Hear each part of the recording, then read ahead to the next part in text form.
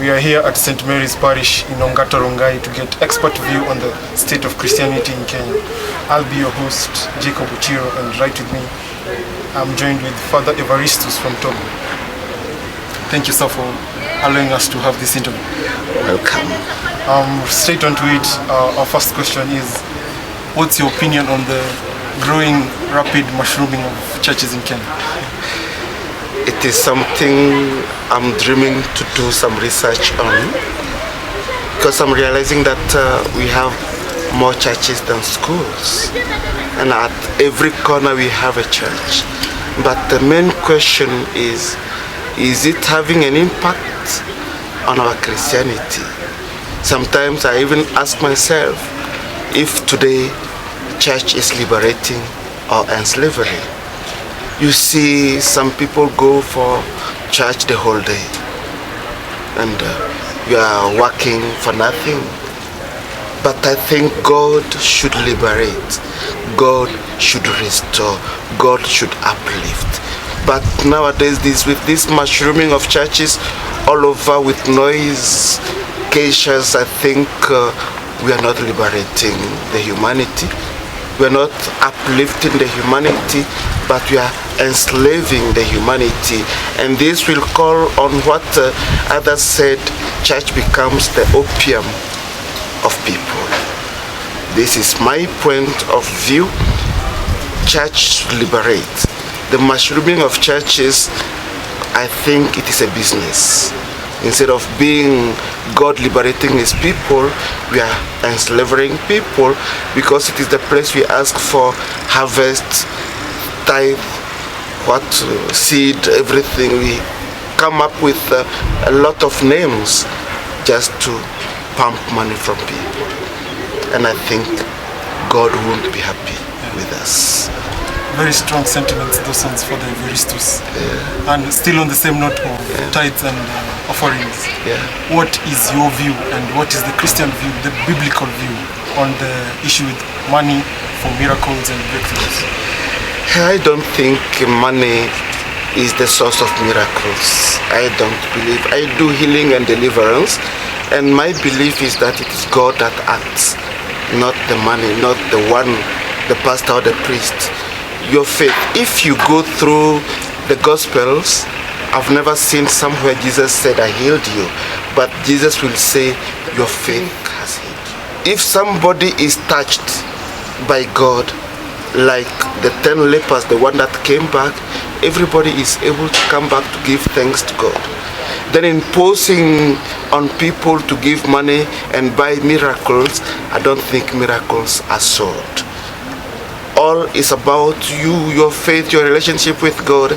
And if you find that God has done something great for you, you go back to him and you thank him.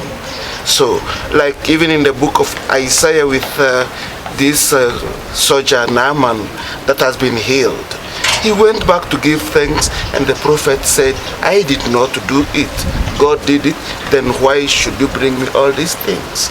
We should be able to differentiate business from issue to look at faith things.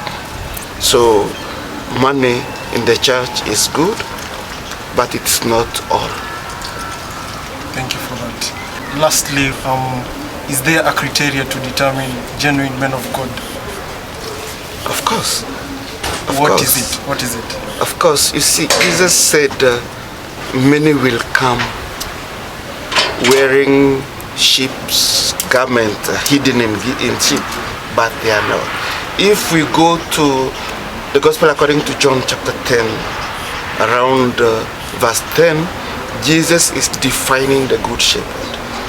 The good shepherd is the one that can give his life for his sheep. A good shepherd is the one that can enter through the gate, call his sheep, and the sheep will follow him. But nowadays, do we have good shepherds? Even if you go to Ezekiel chapter 34, God is saying he will come, because the shepherd he has appointed, or the shepherd that came in, are not doing what is genuine, what he wanted. They are scattering the sheep. They are using the sheep. they are eating the sheep, then God is saying, I will come and gather my sheep from wherever you have scattered them and guide them myself.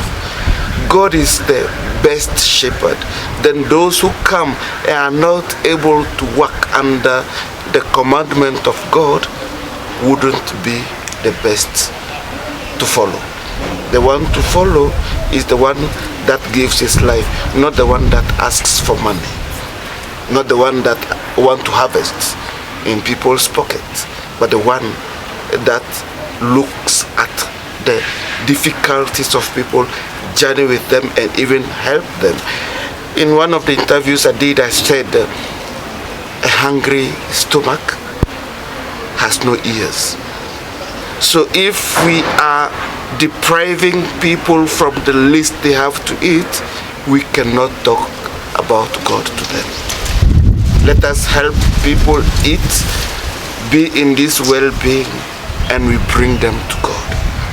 It is why Jesus could leave 99 sheep and go looking for the one that is lost. Are we looking for the lost sheep, or are we using and eating from those who are healthy around us? These should be the criteria that makes us see who is a genuine man of God. Well, there you have it, folks. This is a very strong and contentious issue that continues to ravage the country. And we thank you, Father Evaristus, for having us. Thank you. Welcome.